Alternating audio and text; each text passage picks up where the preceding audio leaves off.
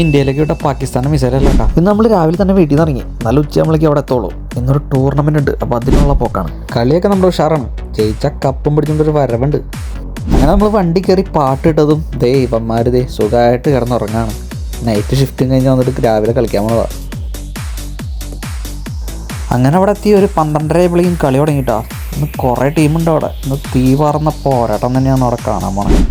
അങ്ങനെ പിള്ളേരൊക്കെ സെറ്റായത് തുടക്കം തന്നെ നല്ല കിടിലം കളിയാണ്ടോ കളിച്ചു തുടങ്ങിയിട്ട്. പക്ഷേ കാര്യം ഉണ്ടായില്ല. ആദ്യത്തെ കളി നമ്മൾ തോറ്റു.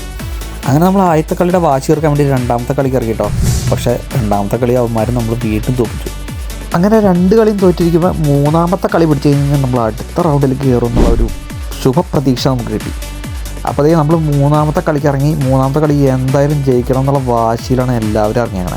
അങ്ങനെ ഞാനും ക്യാമറയും പിടിച്ച് നോക്കിയിരിക്കുകയാണ്. മൂന്നാമത്തെ കളി ജയിക്കണം എന്ന് നോക്കി. അങ്ങനെ നോക്കിയിരിക്കുമ്പോഴാണ് അടിക്ക് തിരിച്ചടി എന്ന് പറഞ്ഞ പോലെ ഒരു ഗോൾ നമ്മൾ തിരിച്ചു കൊടുത്തത്. അപ്പോൾ തന്നെ നമുക്ക് എല്ലാവർക്കും ഒരു പ്രതീക്ഷയായി കളി ജയിക്കാൻ പറ്റുമെന്നുള്ളത്.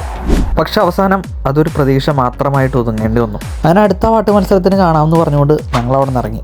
എന്നാൽ അതിൻ്റെയൊക്കെ ക്ഷീണം തീർക്കാമെന്ന് പറഞ്ഞ് നമ്മളിതേ അടുത്തൊരു കഫേ കയറി. അപ്പോൾ കഫേ കയറി കഴിഞ്ഞപ്പോഴോ അത് അതിനേക്കാൾ വിറ്റ്. അങ്ങനെ ഞങ്ങൾ ഓർഡർ ചെയ്തു ഒരു മഹാരാജ കഴിച്ചു. പിന്നെ ഒരു ലൈം. അതിൻ്റെ അപ്പുറത്തിരിക്കണ ലൈം. ആ ലൈമിന് എത്രയാണെന്ന് നിങ്ങളൊന്ന് കമൻറ്റ് ചെയ്യാമോ? വെറും ലൈമല്ല കേട്ടോ, സോഡാ ലൈമും കുടിച്ച് കാശും കൊടുത്ത് ഞങ്ങളവിടെ നിന്ന് ഇറങ്ങി. അപ്പോൾ ഇന്നത്തേക്ക് ഇത്രേ ഉള്ളൂ. അപ്പോൾ അടുത്തൊരു വീഡിയോയിൽ അടുത്തൊരു വിശേഷമായിട്ട് അടുത്ത വീഡിയോ കാണാം.